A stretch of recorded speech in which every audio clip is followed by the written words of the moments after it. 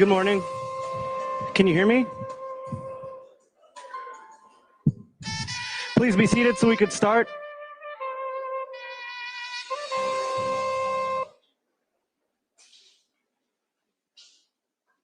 Thank you. Good morning.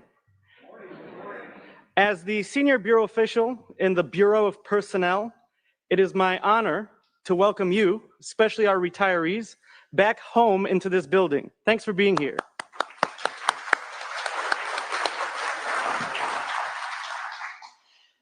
At this plenary session, we will award the Director General's Cup for the Foreign Service, the Director General's Cup for the Civil Service, and we will listen to a keynote address from Deputy Secretary Christopher Landau. And, as I'm sure you all know from your direct experience, it's not entirely predictable what time World Affairs will allow the Deputy Secretary to come down and join us. So I thank you in advance for your patience with the program, and I look forward to, celebrating Foreign Affairs Day together with you. But first, some thanks are in order. Hold on, thirsty. Anyway, above all, we thank the men and women whose names are inscribed on the memorial plaque. These are colleagues who gave their lives in circumstances distinctive to the Foreign Service. After his keynote address here today, Deputy Secretary Christopher Landau will lay a wreath at the memorial plaque, which today, for the first time in the 60-year history of Foreign Affairs Day, features the USAID wall standing side by side with the traditional memorial plaque. So you will all get to see it on the live stream, but I hope that you all have a chance to visit the C Street Library and see the USAID wall and the memorial plaque in person. We also thank the American Foreign Service Association and its president, Tom Yasgardi, who will join us join the Deputy Secretary at the wreath-laying ceremony. All year round, AFSA maintains the memorial plaques along with a virtual memorial plaque online. And I'm always happy to work with AFSA to conduct the research that we need to make sure that the virtual memorial plaque is complete and that it contains the best possible record we have of our Foreign Service officers, our colleagues at sister agencies that have given their lives in circumstances distinctive to the Foreign Service.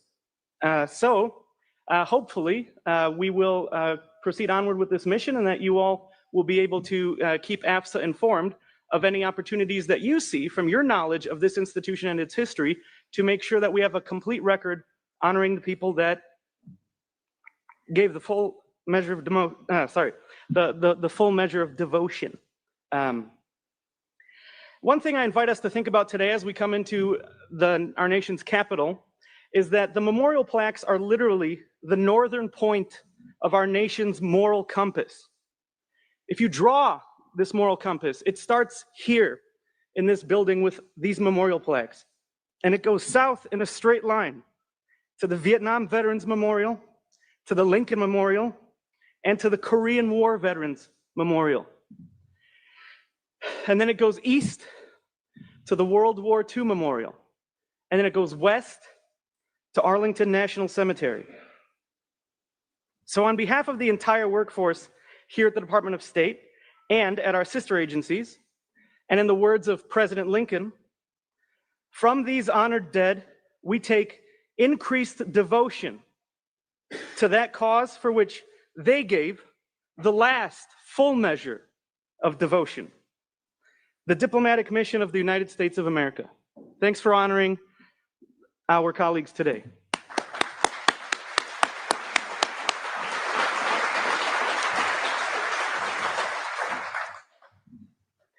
And now for the awards. The Director General's Cup has the following criteria. The criteria are that a recipient must be of the contemporary generation of career retired employees. So whereas our memorial plaques go back hundreds of years, our Director General's Cup is awarding just the most recent crop of retirees. We select in consultation with a number of civil service employees that are still in the building today and foreign service employees that are still in the building today, who is most worthy of this honor. But as we all know, there are far more people whose hard work and wonderful results deserve an award than there are awards to give. So notwithstanding that today we're honoring two singular individuals, I also invite everybody here to think about and share with your colleagues about others who you think deserve their moment in the sun as well. The criteria are that the employee shall have had a long period of service that has been professionally and expertly performed in a single or a variety of assignments, be known among colleagues for interest in and contribution to the preservation and promotion of professionalism in the civil or the foreign service, and be engaged after retirement in activities that have a public service, cultural, educational, literary, social, scientific, political, public affairs, or international content. Wow. So as you can see, with the criteria this broad, it is guaranteed that we are going to have more qualified award recipients out there than we are able to honor today. But nonetheless, I have no reservation at all that these two individuals are truly the most excellent examples that I could find. The first award recipient is for the Director General's Civil Service Cup, and that goes to Kenneth Rogers.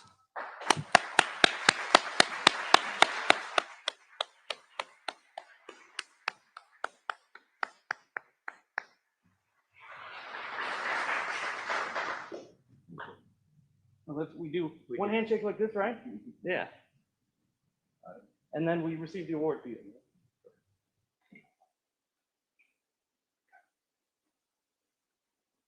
Thanks.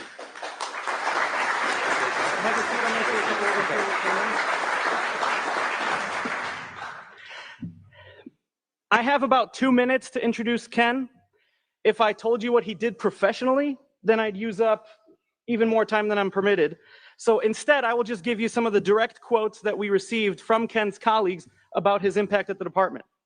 And by the way, this required a lot of translation from department speak to English. For instance, DT, IRM, NDU, CIC, CIO, all these terms I've tried to break down and make understandable to people who aren't even members of this community as we are. So, I first met Ken in 1992. He was a contractor. But before long, he was hired by the department as a civil servant. Ken worked in the office of the Chief Information Officer, and over his long and storied career, he did some remarkable things for the department, from getting us past Y2K to helping National Defense University set up the College of Information and Cyberspace. Ken is one of those unsung hidden heroes whose fingerprints are left on every computer key we punch each day. I'm told from another person, I'm told Ken was the first one in the department to institute professional training for information resource management personnel. The training was for project management and program management, and he opened it up for personnel outside of information resource management too. There are a number of senior managers in the department who now have professional certifications because of the professional training programs that Ken instituted in information resource management. All the other professional training programs the department currently offers to employees are there because Ken blazed the trail about a decade before all the rest of them. And finally, I really enjoyed working with Ken. He is a strategic thinker who was passionate about his work with diplomatic technology and about the department.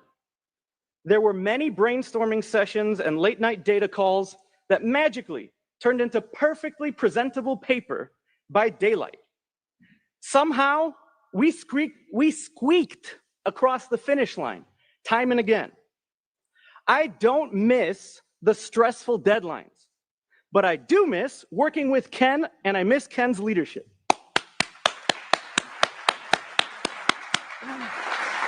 Thank you.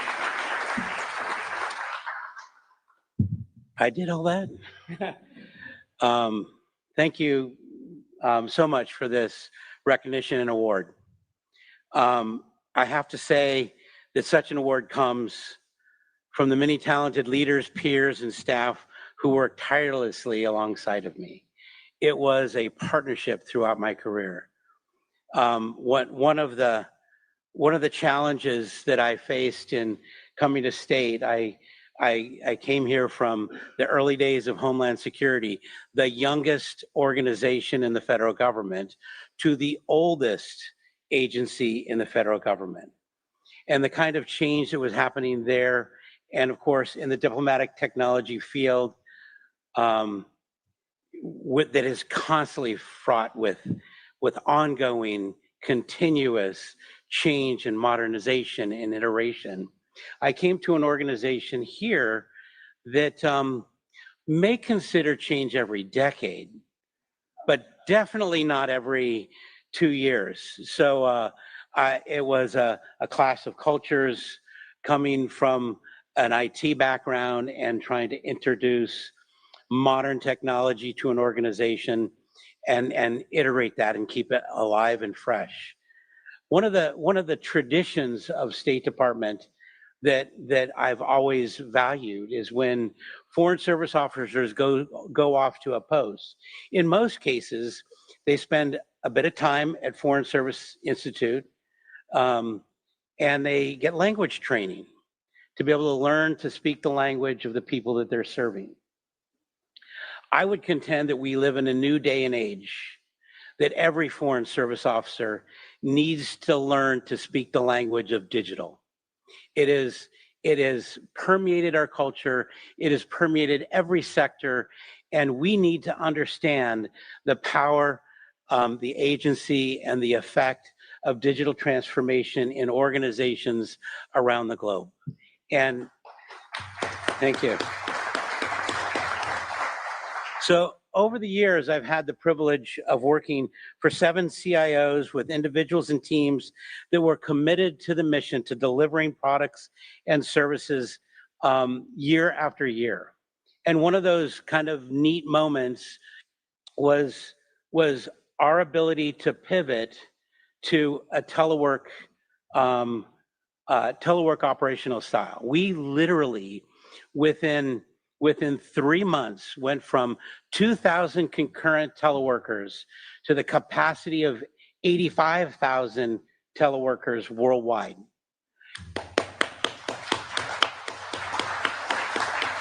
And that doesn't just give us the opportunity for telework. It allows us to communicate anywhere, anytime, to be connected to the mission that we're here to deliver.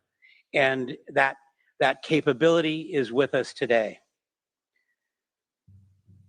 You know, the State Department is filled. I had the opportunity to spend a couple years on an assignment at the National Defense University to stand up the College of Information and Cyberspace, teach courses there, create a permanent vice chancellor position that we now have someone sitting in over there.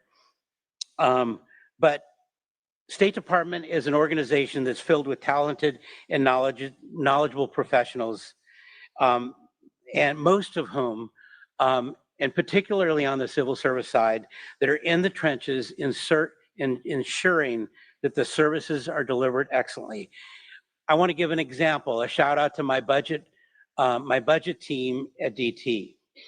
Year after year, they delivered 99.9% of committed and obligated funds every single year. And that's no small feat when our budget has grown. DT's budget grew to, when I retired, $1.3 billion a year. That's moving a lot of money correctly, accurately to deliver the services we have. Not only that, they did that while paying invoices on time 99.9% of the time. We honored the Prompt Payment Act and we delivered that. And most of those individuals' names are rarely known or acknowledged. Obviously, within the organization, they are acknowledged, but that's the kind of excellence that we have in this organization. That's the kind of commitment that we have in the organization. And that's the kind of support and community that I've been able to work with to achieve the things that I have done here at State.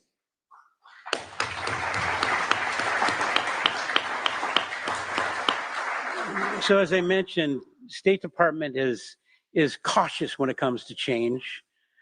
Maybe not today, but you know, but so as I came in gung-ho, ready to move in this technology and that and make this change and that change, I realized I better figure out how to operate in this organization. And there were a number of leaders that came alongside of me that helped me to succeed. And I want to just mention a few. Obviously, don't have the time to go through the whole list, but there are a few that I want to mention. Doug Pitkin, his strategic planning and performance and budget team has evolved over the years, and we've been in the trenches more times than I care to remember in order to build a defensible budget for IT to make sure the department had the technology it needed to execute the mission. And I am very grateful for him and his team. I also, when I first started here at State Department, my first CIO was Susan Swart. Susan Swart was a courageous leader. She took the risks necessary to introduce game-changing organization and procurement strategies that helped IRM move with the times and get the industry partnerships that we needed here to do the work that we have done. I also want to mention Karen Mumau. Karen Mumau, I worked for her as a deputy CIO and then as an interim CIO, a talented individual who is tenaciously mission focused. She is not in it for her. She has always been in it for the mission, always putting the mission first.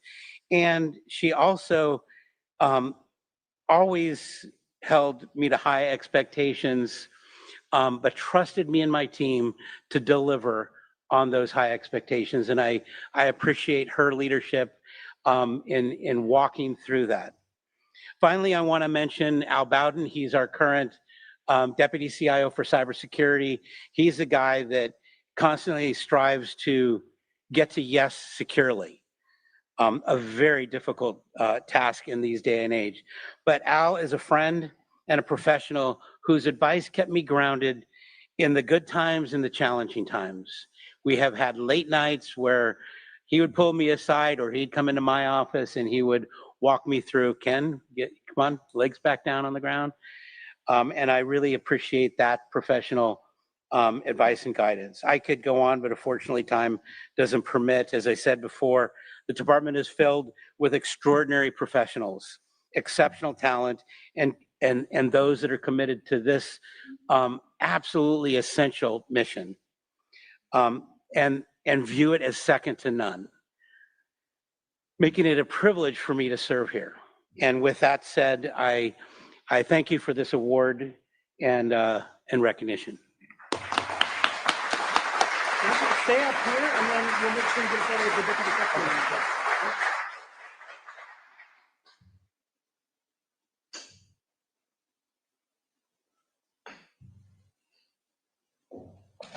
You may already know this, but subject to appropriations, we have language incentive pay for certain computer programming languages, right? And that's something that I hope that we can increase the distribution of post haste, or tout de suite, as some people like to say.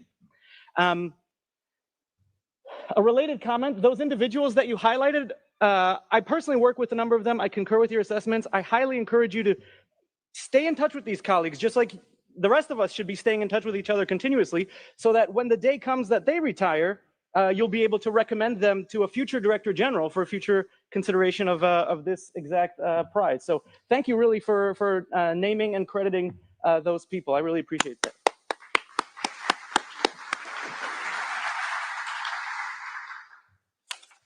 Our second award is the Director General.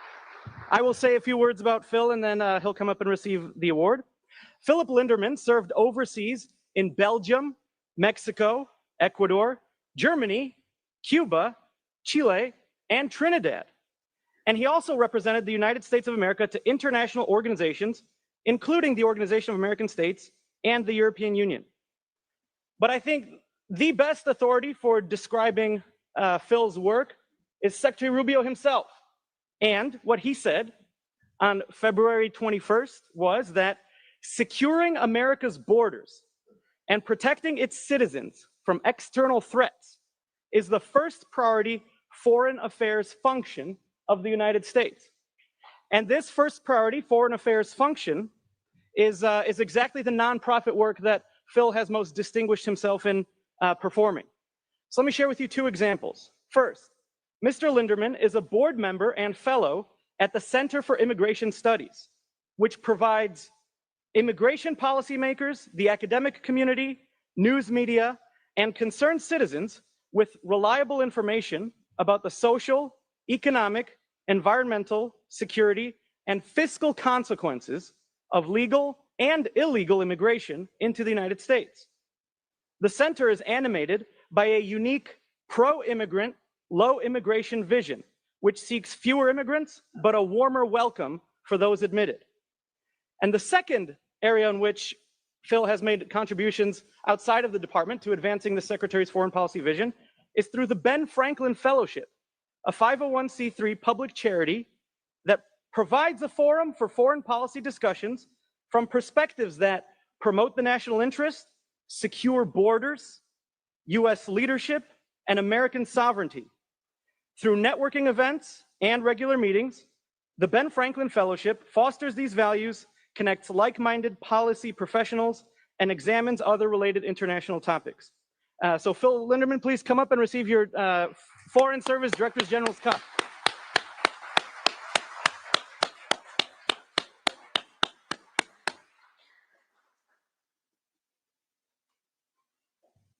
Here we get a photo with our State Magazine expert, Luis.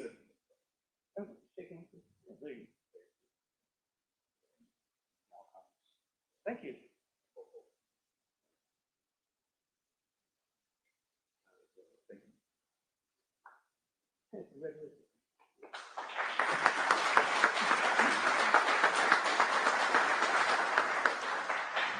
Good morning. Thank you, Mr. Director General. It's a pleasure to be here. It's always good to come back to Foggy Bottom and see colleagues and friends. I thank you for this award. I accept this award in the name of all the unsung retired Foreign Service officers. And there are many of them are out there. Some of them I worked with. By unsung, I mean all the behind the scenes FSOs who served with great professionalism and who went basically unnoticed in their work because, as the saying goes, they were doing their job. And that was all perfectly fine. That was part of the career, and it was an effort for people to engage, to do what's right without any expectation of reward. These unsung FSOs were proud to be the backbenchers to carry out this kind of work, and they performed their duties, as I mentioned, without any expectation. And today, I like to acknowledge them and their works. They're out there throughout the history of the Foreign Service, and many perhaps in this room. The career itself was always the reward, taking part in the challenges, the excitement, and the privilege, the great privilege of representing our country to people abroad. Whether you were serving in a high-profile diplomatic mission in Western Europe or in a forgotten posting in an obscure geographic location, it was always a special opportunity to be a representative of the United States of America, to stand for our great values, the Constitution, and to serve the President's foreign policy agenda. Retirement, it also gives me a certain freedom of expression. And I'm also accepting this award in the name of the overlooked Foreign Service officer, or the forgotten Foreign Service officer. And by that, I mean many hundreds, perhaps even thousands of career FSOs who in recent years have been intentionally passed over for promotion and assignments abroad. And this was done in the name of extreme DEIA policies. These policies were fundamentally unfair. They were a slap in the face of meritocracy, and they went against the 1980 Foreign Service Act. At the time, nobody represented these FSOs, and that was one of the reasons Mr. Orlowski made reference to the fact that we established an organization called the Ben Franklin Fellowship. It's a nonpartisan group. It's a network of like-minded state employees, both civil service and foreign service. And we believe in a common sense foreign policy that promotes the national interest, that defends American sovereignty, and protects America's borders. And we also believe in a diplomatic corps based on meritocracy.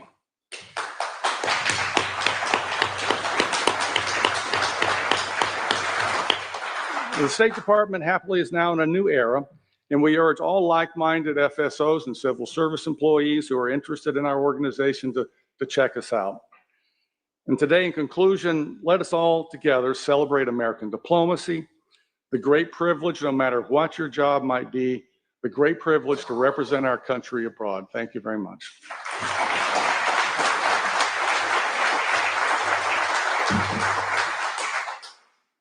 Before I introduce our keynote speaker, I'd like to thank you for noting the unsung heroes, and I'd like to suggest 2 ways in which we can honor unsung heroes.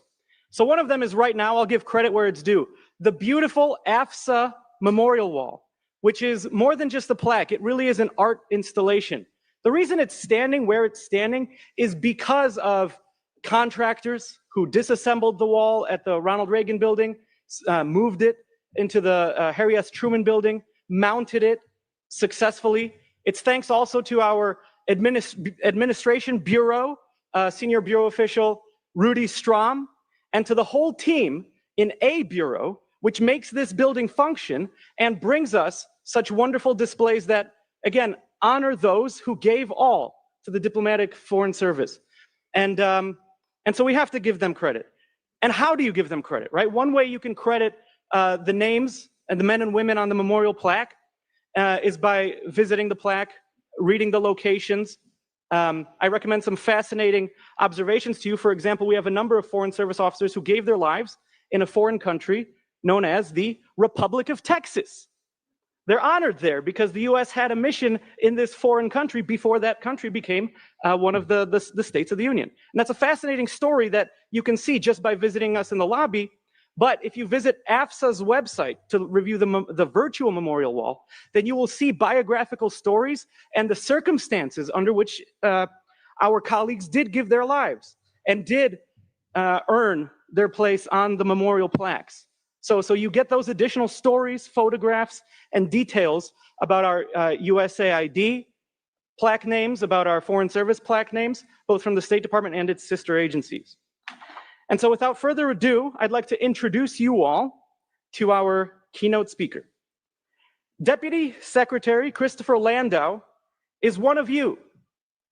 Last year, he probably expected to be here today as an audience member rather than as a keynote speaker. Ambassador Landau served as the United States ambassador to Mexico, and he retired from the Foreign Service at the conclusion of the first Trump administration. But President Trump called Ambassador Landau back into public service by appointing him as our Deputy Secretary of State. Yet today would be a homecoming for Deputy Secretary Landau, even without his diplomatic career, because Christopher Landau was born as an EFM in the Foreign Service. Chris's father, George Landau, was the United States ambassador to Paraguay, Chile, and Venezuela. Deputy Secretary Landau says, "I was born in Madrid, grew up in Asunción, Santiago, and Caracas, and I truly believe my international upbringing was one of the most precious gifts my parents could have given me." And on March 25th, on the Deputy Secretary's first day back at the State Department, he said, "My recent tenure as ambassador to Mexico was the best job I've ever had.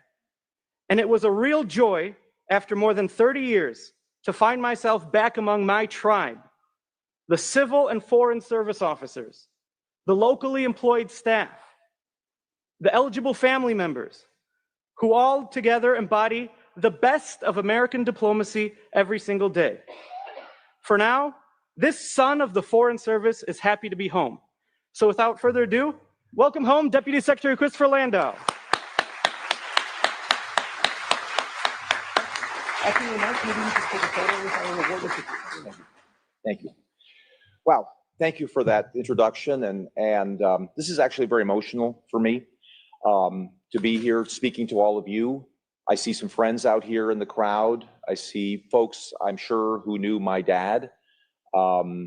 So it is true that I do feel like this is a homecoming of sorts for me. I used to run down these hallways on Saturday mornings when my dad would come into work. They haven't changed at all. The same, bright floors and the white fluorescent lights. It's a little bit like an out-of-body experience. It's also a little bit scary for me to realize that I am older than Foreign Service Day, which is celebrating 60 years today. So I guess I'm getting up there, but it's interesting. I guess I grew up a McCoy, and now I come back a Hatfield as a Foreign Service kid, and now I'm here as a political appointee. I like to think I try to bridge those two tribes, and I like to think that the differences between those tribes are not irreconcilable. Frankly, it's very sad to me to see that we're in a day and age when at a commemorative event like this, tensions rise to the point when people are storming out of the room. That hurts me. I want to try to recognize the value of the Foreign Service, to honor and respect the Foreign Service, because for me, the Foreign Service is part of my own origin story. Again, as you know, I come from the Foreign Service. My family has basically had a place on the map because of the Foreign Service. My father was an immigrant, as those of you who knew him knew he spoke English with an accent. He wouldn't have found a place in this country had he not been received with open arms by the Foreign Service and promoted by people like Ambassador Bob Woodward, who took a young Foreign Service officer at that time who hadn't gone to college, spoke English with an accent, and recognized this is a person of merit and hard work who really believed in the values of this country and promoted him. And so I feel very, very grateful to the Foreign Service. And I want you to know that I am your friend.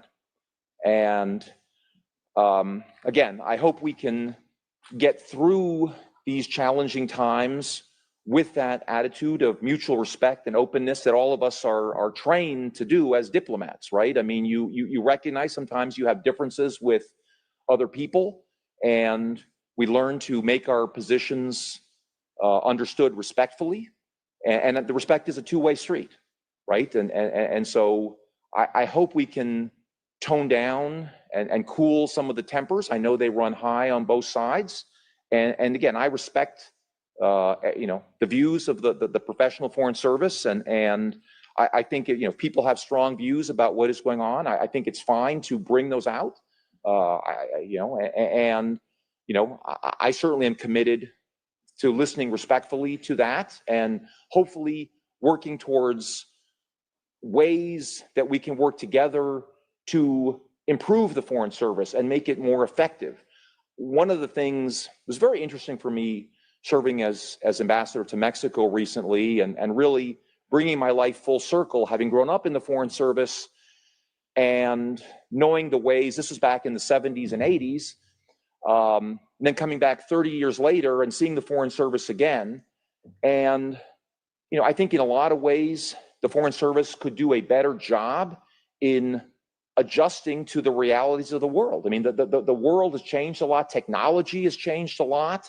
And I think we need to be asking ourselves serious questions about what is the role of an embassy in the 21st century? I mean, do you need the reporting functions that you might have needed in an earlier day? Now Washington knows, Washington knew what was going on in Mexico, frankly, as quickly as I did sitting in Mexico City.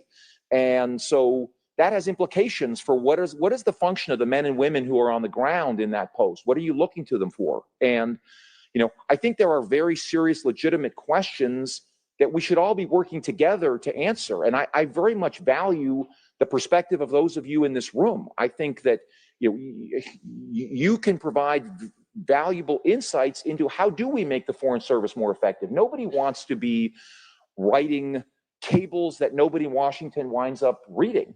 I feel like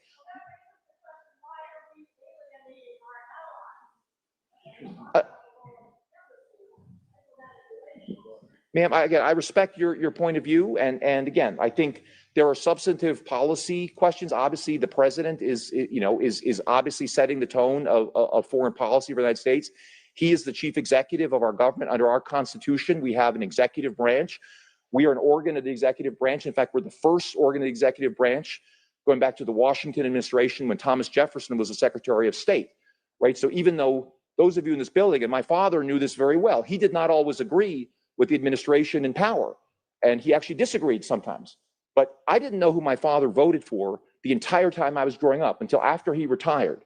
And so I hope we can come back to a foreign service that understands that it is part of the executive branch, that people have ways to express their disagreement or their own views within the system. But ultimately, unless it's something that is unlawful, the wisdom of this kind of things is for the political leadership. Ultimately, we can't all, the president was duly elected by the American people. So, but again, I think these are valuable questions, and particularly now, let me just say a word about some of the reorganization plans. I mean, back in the day, this was the organization chart of the Department of State. This is 1966, right? Obviously, it was a different time, but this was still the height of the Cold War. This is the organization chart for Washington, that is the current one, right? So I think, again, those of us who have followed the Foreign Service understand that it has ossified over time and become sclerotic with a proliferation of different boxes on this organization chart that made the clearance process very difficult, that just made coordination very difficult, even within the building. I don't think we're going back to this, but I do think there are ways to streamline and improve this so that it works better and is more effective and actually means that foreign service officers can have a meaningful voice in actually being relevant in the formulation of U.S. foreign policy.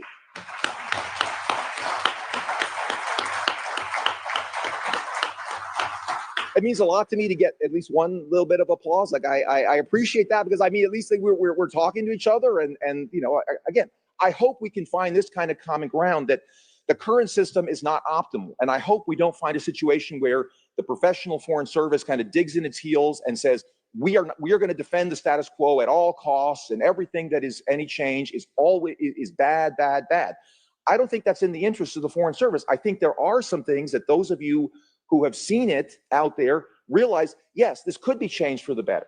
And I certainly am all ears and looking for other perspectives. I have the humility to understand that I didn't spend my career doing this, but I respect the views of those of you who are there. But I want a place where the men and women who are out there, if you're going to a meeting in a foreign country, the leader, that you have views, let's have a system where these get reported up, that valuable information gets reported, that foreign service officers get recognized for the contributions. I think now it just seems like we're kind of on hamster wheels, where people are doing things and it doesn't actually lead to anything. So let's try to figure out a way, and I'm reaching out my hand in friendship and cooperation. It's really up to, I think, the Foreign Service more generally to decide whether they want to accept that hand. And I just can tell you, as a human being, I am very interested in the views of the Foreign Service. Again, I have enormous respect for the Foreign Service. I wouldn't be here but for the Foreign Service. So I guess, this is just a way of saying that I look forward, to continued discussion with each of you. I thank each of you for what you have done for our country, and I hope we can build a relationship of mutual respect and hopefully friendship, because we ultimately. Oh, well, again, the president has decided USAID. When I was growing up, USAID started in the 1960s, 1961 to be exact, as an instrument to advance U.S. national policy interests at the height of the Cold War. And the policies were very much aligned. The view was that some countries are so severely underdeveloped that they were ripe for communism and takeovers by elements that are hostile to the U.S. So when I was growing up in Paraguay in the mid-'70s, more than half our mission was USAID. Most of my friends at the American School of Asuncion had parents working for USAID. I believe in that development mission. Listen, you may not want to listen. That's fine. Again, I'm just giving you my perspective. You asked a question. I'm trying to give you a respectful answer. And so, the problem is, I think, USAID got separated from the State Department in terms of alignment with U.S. interests, and particularly in the last few years, the mission, what USAID was funding, is far from the international development, the kind of things they were funding back in the 70s, basic development initiatives. They started to get into all kinds of things that deviated from the mission. Now the idea is that USAID is within the State Department. So the point is, USAID, anything we're doing for promoting, using our soft power around the world, promoting these projects, should be coordinated with foreign policy. I would think as the State Department, we would recognize the value of having that. We can all discuss individual programs, but I think the idea of having USAID as part of the State Department, I don't think should be all that controversial. Again, so anyway, that's my answer on USAID. Look, let's talk about these things. Again, I value that. I am here today to try to extend a respectful hand. If you don't want to accept it, that's your prerogative. It's a free country. But again, this is Foreign Service Day. I am here to celebrate the Foreign Service, to express my personal gratitude to the Foreign Service, and express my personal desire to work with each and every one of you. Thank you very much.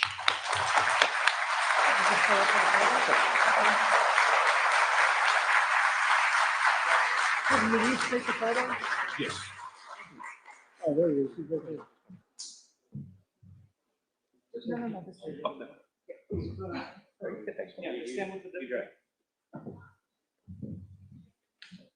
Luis? Yeah, you tell us where to stand, sir. All right, yeah.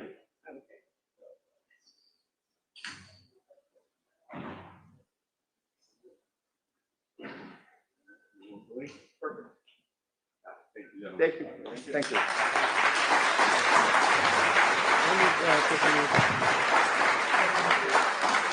Thank you all. The Deputy Secretary will now join the AFSA President at the memorial wall for the wreath laying. You ought to be able to see it on the live stream here. And afterwards, our Principal Deputy Assistant Secretary for the Bureau of Personnel, Rob Pyatt, will deliver closing remarks. So thank you again for coming, and happy Foreign Affairs Day.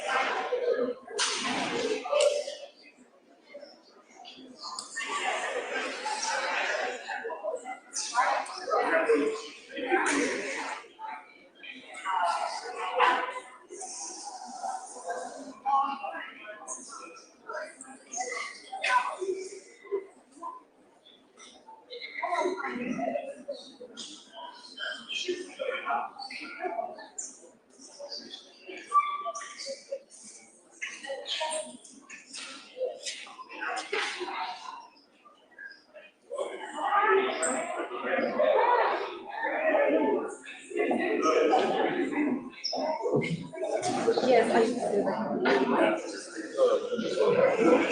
Well, yeah.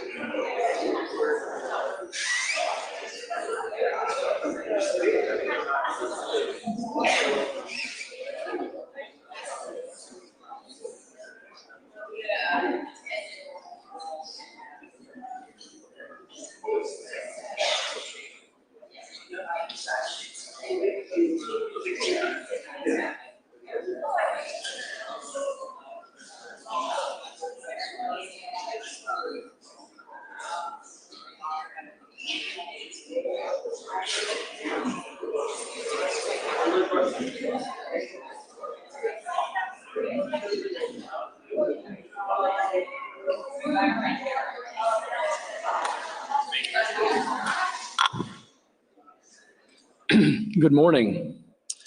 If I could ask all of you, and I did it myself just now, to silence your phones, that would be great. Much appreciated on this solemn occasion. So, Mr. Deputy Secretary, oh, sorry, there he is. Honored members of the Foreign Service community, distinguished guests, ladies and gentlemen, thank you for joining us on this solemn ceremony. I'm Tom Yasgirdi, and it's my great honor to serve as president of the American Foreign Service Association, the professional association and labor union of the United States Foreign Service.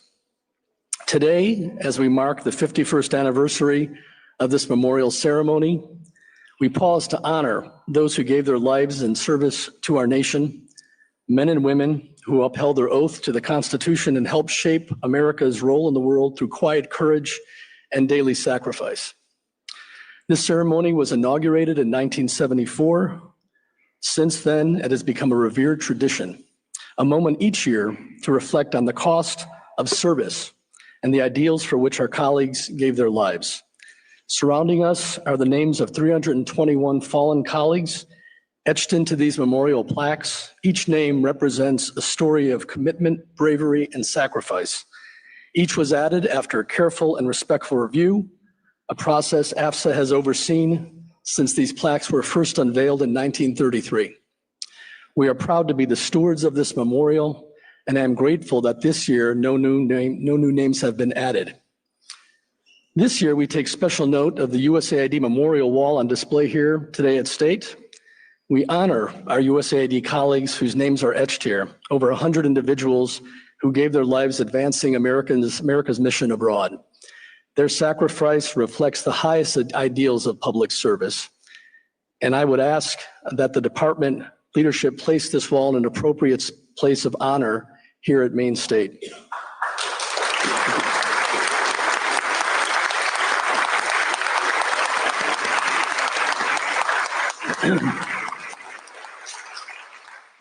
Thank you. So we are gathered here today at a time of upheaval for the Foreign Service. Two of our AFSA member agencies, USAID and the Agency for Global Media, have been effectively dismantled.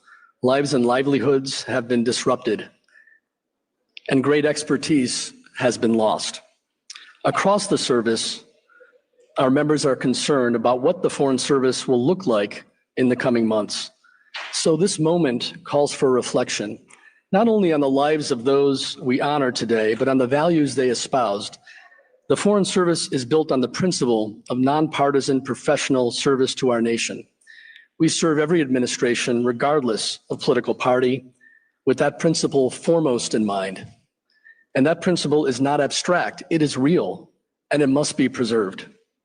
As we remember the fallen, we must recommit ourselves to protecting the integrity of the service they loved and we love, and to ensure that future generations of diplomats can serve with dignity and honor. Thank you.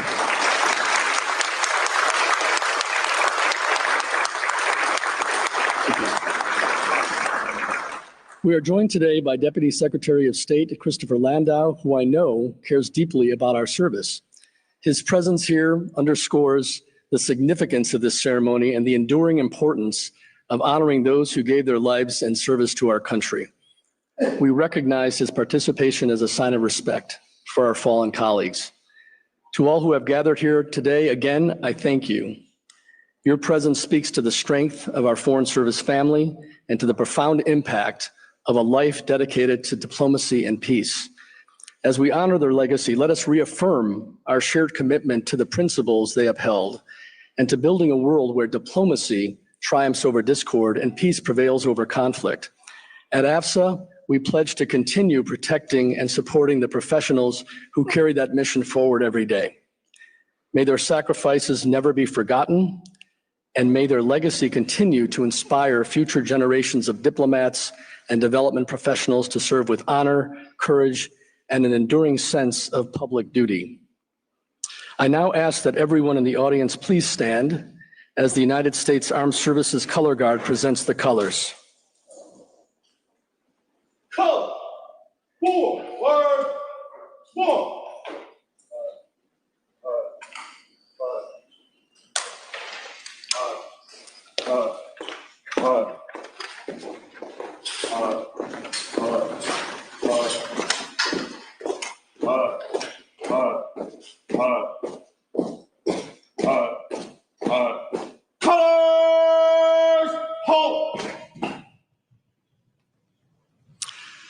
Thank you.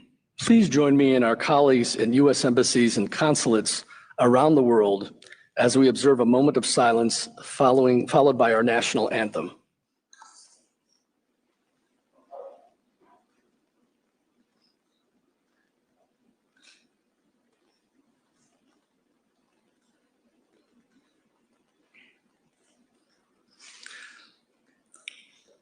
Please remain standing for our national anthem.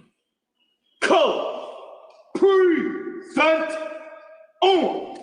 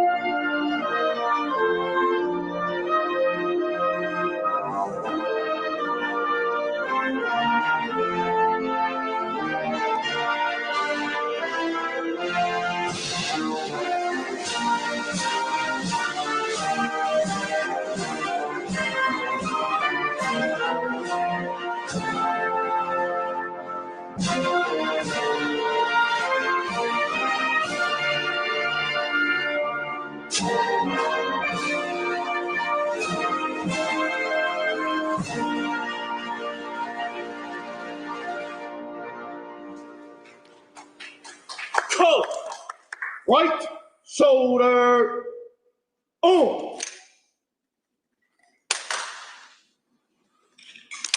Thank you. Finally, I ask that you all remain standing while the United States Armed Services Color Guard retires the colors. Colors, colors turn, march!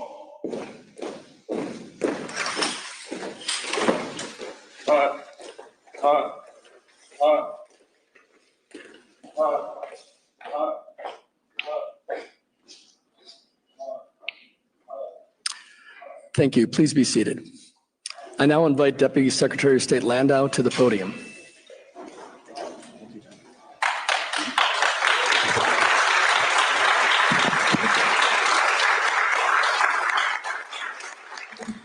Thank you, Tom. Thanks to all of you for being here today. It's an honor for me to be here on behalf of the Secretary, who expressed his regret that he couldn't be with us today. As you might have heard, he's got several other gigs that keep him busy. But I consider it a real privilege and honor to be participating in the 60th Annual Foreign Affairs Day, in particular in this very space that I consider hallowed ground for our organization. Because today is a day, and this is a particularly appropriate place to pay our deepest respects to those who've died in service to our country. I used to come into this building, as I just mentioned a moment ago, starting in the late 1960s when my father was the country director for Spain and Portugal for 6 years, from 1966 to 1972. And he'd bring me in on Saturdays, and I would walk in these doors right here, and these flags made a huge impression on me. I think that actually sparked my love of flags, which continues to this day. And I have flags outside my house. Find this to be one of the most incredible places. There's a lot more flags now than there were in the late 60s when I was a boy. I always like to go through. I think I still can recognize most of them. But I think these plaques behind us also caught my attention when I was a boy. And just the way in which members of our government, working for different agencies, the Department of State, the U.S. Information Agency back in the day, USAID, some of whom gave their lives for our country. And that is something that I think those of us who remain have a duty to continue to remember and pay respects for. One of the wonderful things about having been ambassador to Mexico is learning their traditions about Day of the Dead. And in Mexico, they say that you are not really gone as long as someone actually still remembers you. And I think it is fitting and appropriate that those of us who work in this building and who are loved ones of those who work in this building continue to recognize that we are all part of one family, and that we remember these names who are on these walls. They're not just names, they are human beings who had families, loved ones. Some of you may be the families and loved ones.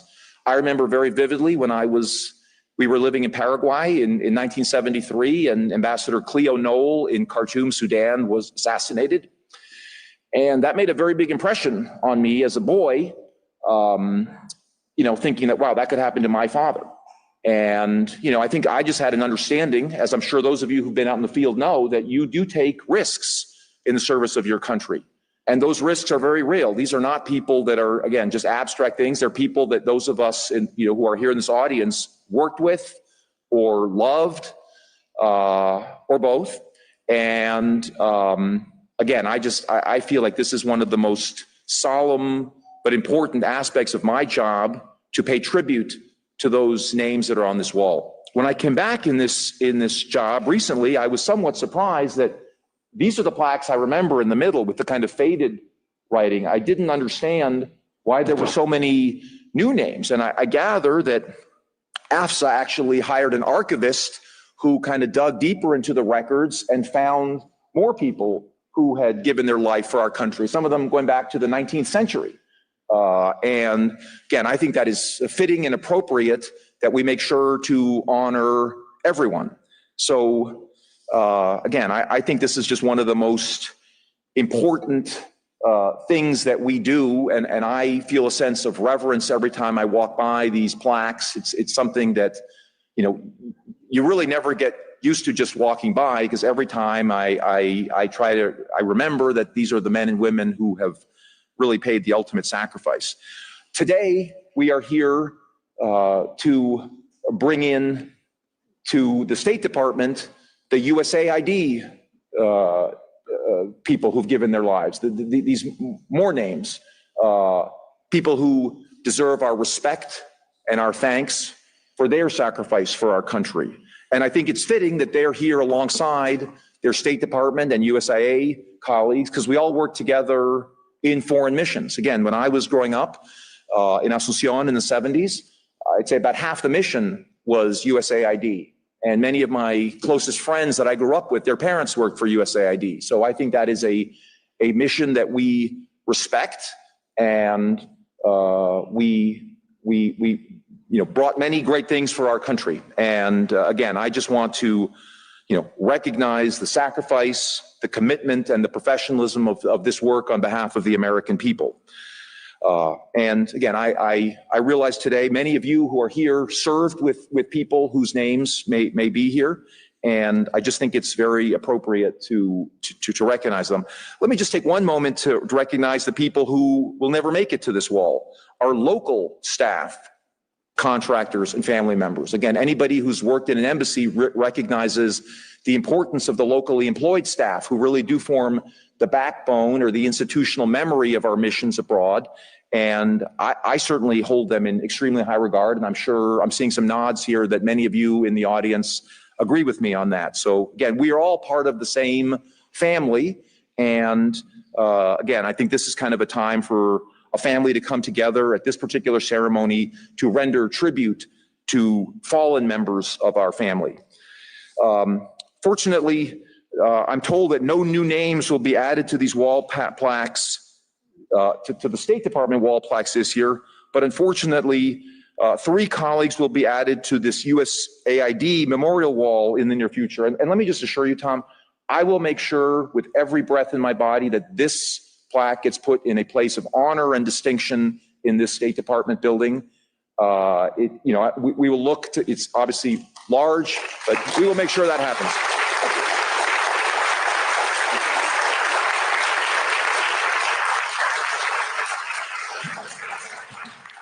I'd like to recognize 3 names that will be added to the USAID Memorial Wall in the near future, and recognize and honor these 3 individuals. First is Michael Dempsey, a USAID Senior Field Program Officer who was aged 33, and he is survived by his parents and sister. There's Jacob Tukey, I see a sign for him right here, God bless you, age 50, who served as a democracy and governance officer in the West Bank Gaza mission and had been with USAID for 24 years. He is survived by his mother, 2 daughters, and many family members, some of whom I suspect are here today. Oh, no, anyway, remembering him again. God bless Jacob. And third, Edward Wynant, a USAID Foreign Service engineering officer, age 54, who is survived by a wife and a young daughter. So at this time, we will lay a wreath at this memorial wall as a tribute to these fallen colleagues, but also to all of these fallen colleagues. By this act, we will honor the sacrifices and names on the wall and remember everyone who dedicated even a part of their lives to this important service to the American people. So thank you. With that, let's present the wreath.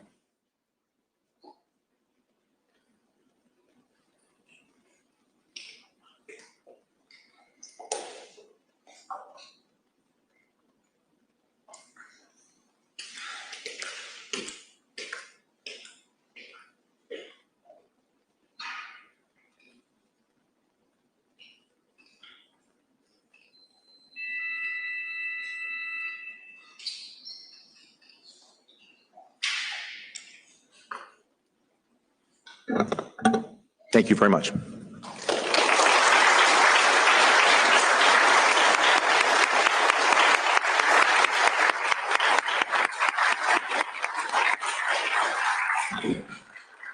Thank you so much, Mr. Deputy Secretary, for those remarks.